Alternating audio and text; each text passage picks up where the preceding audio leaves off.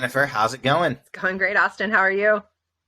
I am doing well. I'm doing well. I appreciate you taking the time and hanging out with me for a little bit today. Excited for the conversation. Always look forward to a conversation with you guys. I'm sure it'll be a lot of fun. Awesome. Very cool. Well, awesome. So Jennifer, I really looking forward to the conversation today. I always start these out, if you have not been able to tell yet, by asking everyone an icebreaker question. And that question is, tell us about, what was your first job? Not only what was it, but what do you think you learned from it that you carry with you today? Yeah. So my first job was actually working in a call center. It was the 80s. They still were just call centers at the time. Yeah, I was a young teenager, and I don't know how, but my first job ended up translating into a career. So it's been a lot of fun, but I always appreciate the fact that I can still put myself like in the seat and remember what it was like, even though it's much different now with technology. But I think those lessons that I learned back then have definitely helped me along the way. That is so cool. And, I think I might be wrong, but I think first time having a former actual contact center agent on our podcast. So I congratulations will and hold that thank you. with a level of distinction. Awesome. So I'm sure you did stuff in between, but VP of product marketing at Playvox now, which is great. Can you tell us, 2 minutes about, your role and what you do for Playvox and how you help, customers or folks just understand? Sure, absolutely. So I joined Playvox about a year and a half ago, and have built out a really awesome team here of not only product marketers, but product communications team. So my team owns kind of bringing our products a voice and giving them a personality so that people want to learn more about them. And if they read a little bit, they want to read a little bit more. Yeah, so it's been a very interesting time to be a part of the company because the evolution has been amazing. I joined thinking I was coming on board with a quality management type of company and was very quickly told we were acquiring a WFM company and we were becoming workforce engagement management. So I couldn't have picked a better, more exciting time to join the team.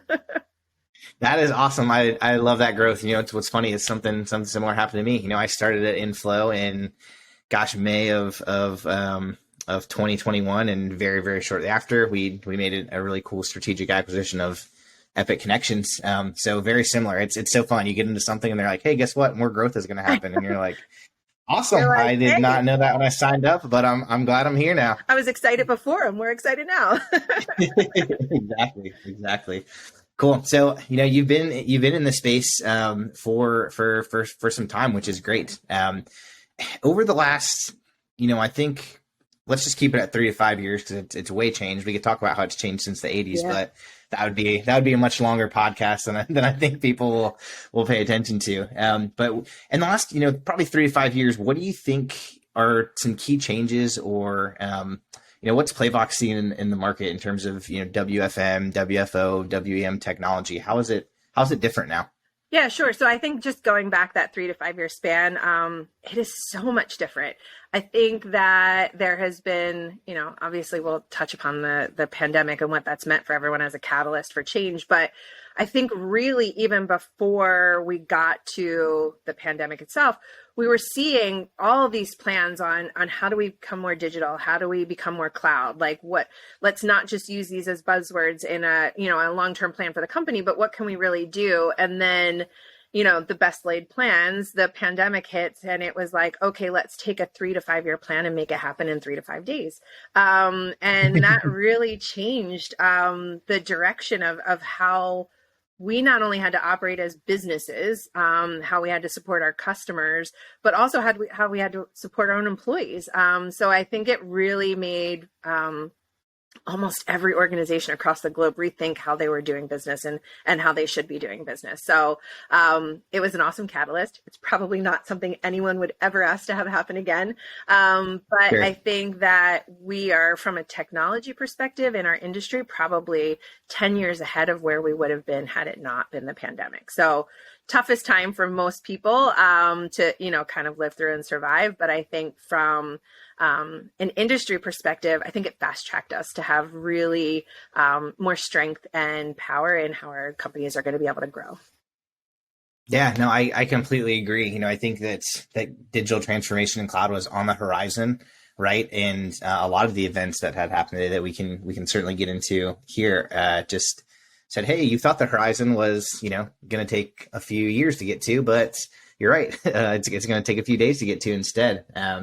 I completely agree with that. Has any have outside of COVID-19 and the pandemic and remote work and all that, I'm sure that there's an element of like the Great Resignation and just the labor market and things like that in general that you guys are really having an impact on. Can you talk about that for a little bit? Yeah, it's actually something I've been talking about a lot lately. I have a webinar coming up in June that I'm going to be presenting on it.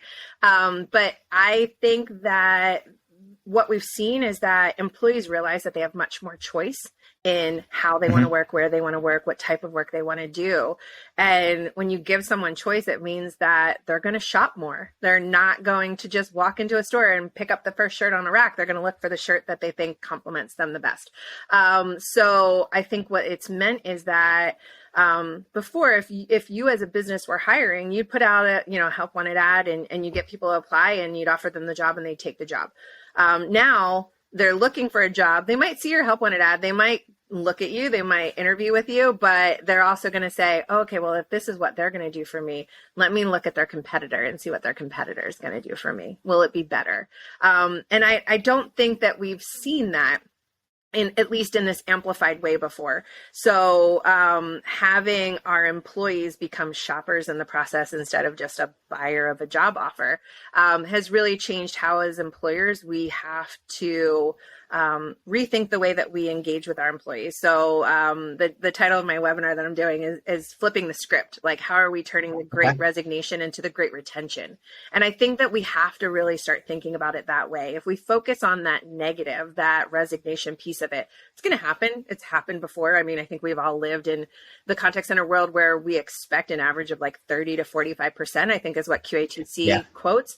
But I think that if we start focusing on what we as companies can do to maintain our employees and what we can do in order to create an environment where they not only want to accept the job, but they want to grow within your organization, then we're focusing on the right things and we're not focusing on the negatives that come from, just focusing on that turnover.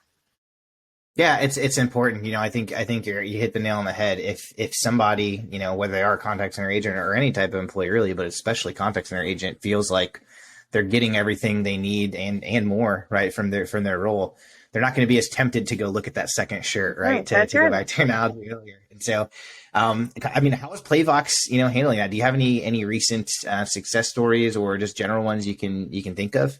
I mean, I think our company in general, I see as a success story. I mean, in the time since I've joined, which I joined in December of 2020, we've more than doubled in size. Wow. And if you're dealing with high turnover rates while you're trying to grow that way, it'll never happen. And for us, it's really making sure that we're not only setting ourselves up to provide those types of benefits and resources that employees want, but we're being very thoughtful at finding the right people. I think that you can almost, at least mostly to a certain extent, teach anyone how to do the job that you're hiring them for, but you can't teach them how to be the right person to do that job and to fit in with your culture and to make sure that they're amplifying the good within your organization. So I think just by having a really great kind of focus on who are the people who can take Playvox to the next level, it's allowed us to really be thoughtful and gain really great strength in how we're moving forward. But within our company, like the products that we provide to organizations, I think helps do that for the companies that we work with. When you're a call center agent and you're joining in, you feel like sort of a commodity or a widget. Like you get your schedule and it's like all these little chunks of time and, they see what you should be doing at every moment. And that's overwhelming and that can really lead to burnout. But when they're taking into account, like, what is your preferred schedule? What are the work types that you excel at so that they can give you work that really is going to allow you to shine? When they're providing you with feedback on your interactions and helping coach and develop you to grow you within your role, I think you as an agent then see your company differently. So those products that we provide are really to create the best employees so that they can deliver the most exceptional interactions to your customers. And that's ultimately the goal for everyone. Like, I mean, no company starts without saying we want to make money. Like, that's just what everybody wants to do. But it's how you make the money that I think really says a lot. And if it's by investing in your team so that they can then invest in the long-term strategy of customer retention and creating brag-worthy moments within those customer interactions, then I think you've got a winning and solid strategy. So Playvox, that's kind of what we're trying to do for all the organizations that we work with. Awesome. No, very cool. And that's good. That's exactly what I wanted to hear, right? Like I wanted the audience to really understand, hey, here's how we fit and here's how we help people out with that. So I think that's great, and you work with a lot of contact centers, obviously. Can you give us any insights into what maybe some of the really successful ones are doing, whether it's, specific to your product line or even just in general processes, procedures that they've implemented that you think, with this changing world have been really innovative and helpful in whether it be retention, employee satisfaction, employee empowerment, anything like that? So I think first and foremost, like you mentioned, like if we started talking about what contact centers were like in the 80s, call centers, and the technology we didn't have, I always take for granted, like there's such great technology out there to support all of these businesses, but I am really probably not surprised, but still intrigued by how many companies are still trying to use manual tools to make their organization. Yeah, that's the way they've always done it. That's exactly what I was going to say is we talk about being, you're right. We talk about, oh yeah, how it was in the 80s, and some audience members might be like, well, wait a second, that's how we are right now. What do you mean? I mean, we're not manually tallying tick sheets anymore, probably at the end of a shift, but pretty close. Yeah. But yeah, so I think that there's still so many organizations that have made things work, but making it work for you and making your technology work to complement your business are two different things. So I still see many organizations coming to us saying, like, we're still scheduling in spreadsheets. We're doing quality evaluations on paper. Well, how do you find trends and how do you figure out what you should coach on? And they're like, well, we hope that someone writes down, some feedback at the bottom of that piece of paper. And then that's what we go and talk to the agent about. And it's like, oh, wow, let us amplify that. How can we take that to the next level? So for many companies, and it's regardless of size, like, a lot of people say, oh, well, that's like a small, 30, 50, 100 person. It's like, no, I've seen hundreds of employees and they're still doing it this way. And it's not that it's wrong. It's just not the best. So let's figure out the best way to do things. Let's work smarter, not harder. And Playvox tools really allow that to show the organization at its best. And again, by having those tools, it not only makes you more cost effective, people always say, oh, well, that means I can decrease the amount of staff it takes to do this. And it's like, well, yeah, probably you could, but do you want to? So instead of decreasing the number of people that are doing quality evaluations, do you maybe want to then use them to do their human side of their work and coach your agents and develop them to become not only top tier agents or maybe move up from like a level 2 support to a level 1 support type agent, but then also create career pathing. Like, how do you grow that job that they applied for into becoming a career that they can have with your organization? Like, when I got my first job in a call center, I never said like, oh, this is what I'm going to do for the rest of my life. It's what I've done for the past 30 years. Like, it became my career. It's the career that chose me, I always tease. But that type of employee investment, of them investing back in you because they see the investment you're making in them, can just have like a return of tenfold.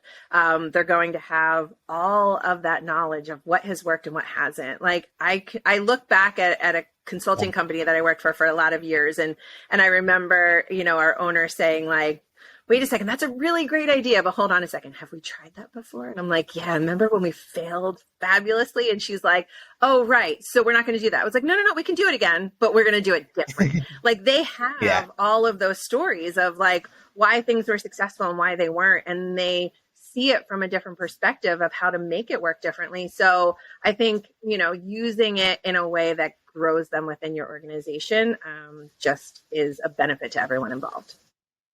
That's really, really great. I think that, you're absolutely right. It's not necessarily about saving money or cutting costs or anything like that, but the efficiencies gained, I'm sure, you can quantify some of them, but some of the things you just mentioned are just intangible, right? It's like, look, you're going to empower people to stick around with you. And who knows, that agent that, just got through training or who you just interviewed and you're going to hire in 10, 15 years could be, running your contact center, and they can Exactly. see that. And then you create that, right? So I think that's really great, really powerful. And I think that like when we look at, you threw out a lot of terms, like we have lots of acronyms in our industry, but like workforce optimization and workforce engagement management are very interchangeable terms that you can use, but when they were coined, they had very specific intent behind them. So like when Gartner termed workforce optimization, the whole point of it was to create operational efficiency within your business. And that's great. Like you want to be able to maximize the amount of work or the type of work that's being done so that you can take advantage of not having to hire as many people. The whole reason why we use workforce management tools is so that we know how many people we need on the floor at any given time to service the work that's being done. But no employee ever came in and said, I want to be operationally efficient. Like that's not their goal in life.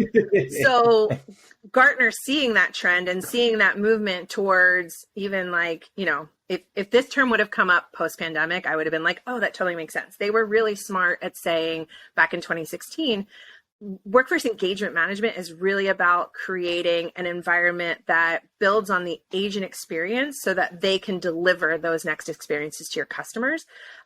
So when I joined Playvox, we had that moment of like going from a quality management company to becoming a workforce optimization or workforce engagement management company. And we said, okay, well, which term do we use? You always have to like put your stake in the ground. Who are we? Yeah. And we said, we're workforce engagement management because that aligns so much to the DNA of Playvox. Like who we are as people and a company together. I'm sure you've heard Playvoxers quote our core values, like it's our ABCs of Playvox, always be learning, be a good human, do it now, change is good, enjoy the little things. Like these are things that are part of our normal conversation every day. And because it's part of who we are, it's part of what we extend to our partners and our customers that we work with.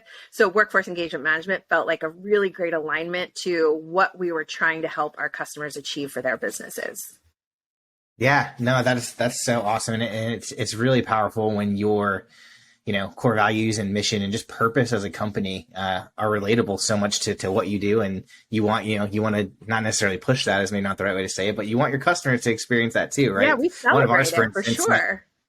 Yeah, one of ours, for instance, that I think aligns really well with yours is to create exceptional experiences with every interaction, right? Whether it's a customer or a partner like Playvox or a prospect or anybody, that's what we try to do every time we interact with someone at InflowCX. And hey, we want our contacts and our customers to be doing the same with their customers. But I think that's why our two companies work so well together, is because we are really like mentally aligned in how we want to do business and the way that we want to operate. Like I want to be seen as a trusted advisor for the people that I work with, and not just someone who's selling them a tool as an ends to a means, like a means to an ends. Like we have to feel good about the work that we get to do. And when we get to do it with people that we really like and we feel aligned with, I think it makes the day even better. Yeah, look, I say all the time, anyone can sell a tool, or get credit for selling a tool, but what else are you doing to help the customer make sure that they're optimizing that, right? Yeah. How are they going to buy it and then just go, hey, great, this is something that sits on the shelf and collects dust, and I don't really know how to work it or get the most out of it, and ultimately go back to the way they're doing things. That's worst case scenario, right? So I think 100%. That you've got to work with somebody who's not only going to say, hey, this would be a good fit for you, but will help make sure that either A, you are, or B, they're helping you optimize that and gain all the efficiencies and do all the cool things that it can do for you. And I think that's where we really look at working with our customers as a partnership, because we don't just extend a tool to them, onboard them, give them some training, and then say fly. We align them with a customer success manager who on a regular basis is just talking about like, how's your business changing? How is our product impacting your business? What can we do to help it have a stronger impact? How can we help you take advantage of all the new things that we're doing within our product suite? And I think that type of ongoing relationship is what changes the dynamic. It's, a salesperson, like, I buy my car, I drive off the lot, and I probably will never see that guy again. That's it. Yeah. But when I bought my last car, I had my salesperson follow up with me before my first oil change to make sure that I was like taking it in and getting it serviced and taking care of it. And I thought, why does this guy care? Like, he's not making more money off of me. But he did, because when my mom was ready to buy a car, I sent my mom to him. And I said, this is going to be the guy that's going to take good care of you. So he set up that partnership between us, and that's, really paid off. And I hope he's still there at some point in time when I buy my new next car. But that's not the norm. And I think that we have to stop accepting the old way of doing business is the way we should do business. I think that we get to kind of write our own stories and how we want to interact with each other and with all of the people in our industry. And we want to be seen as being really strong advocates for what our products can bring to our customers. But I think that other than just saying it, we want to be able to prove it and show them the value long term. Yeah, that's awesome. So 2 firsts now on this podcast: first contact center agent and first good guy car salesperson story. I know, right? That's great. So cool. Jennifer, we talked about a lot of great stuff today, a lot of good insights. Just one more question for you before we wrap up here. We've talked about where this technology was and where it's at today, but in the next, maybe 1 year is even too hard to tell, but 1 to 3 to 5-ish years, what do you see the next advancements and enhancements being? So I think it'll be more of, I won't say the same, but the things that we've been talking about for so long. So artificial intelligence, machine learning, like these are all things that are infused into our products today. But I think the continuation of that story is really where we're going to be able to take, at least from my perspective, our products to the next level in supporting ongoing business with our customers and our prospects. So I see, there's always these pictures of like the robot walking hand in hand with the person. And I think that's true. Our technology has to work with us instead of us working for it or against it, which is sometimes how it feels on a daily basis. So I really feel like definitely the next year, but even beyond that, that's more of what I believe we'll hear a lot about is how is artificial intelligence and machine learning creating smarter ways of being able to do business and being more effective. So again, not efficient, like we're really good, I think, at being efficient as where we can, but how can we be more effective at creating the right types of engagements at the right moment and meeting our customers where they expect us to be. And by our customers, I mean Playvox customers, their patrons. Like, how can we help them meet their customers where they want them to be and not feel like they have to work hard at getting to the right person or the right information? If they do a search on your website, have that connect you simultaneously to the right person to handle that issue or serve you up the right article. So I think that we're going to see more and more of that as we move forward. I agree completely. No, that is so great. Well, Jennifer, it was awesome to have you on. Thank you so much. I know your time is valuable, and we really appreciate the partnership and appreciate you, spending the time to talk with us about all of this. I'm excited about what we're going to get to do together. So thanks so much for having me on today. Awesome. Thanks, Jennifer. Thank you.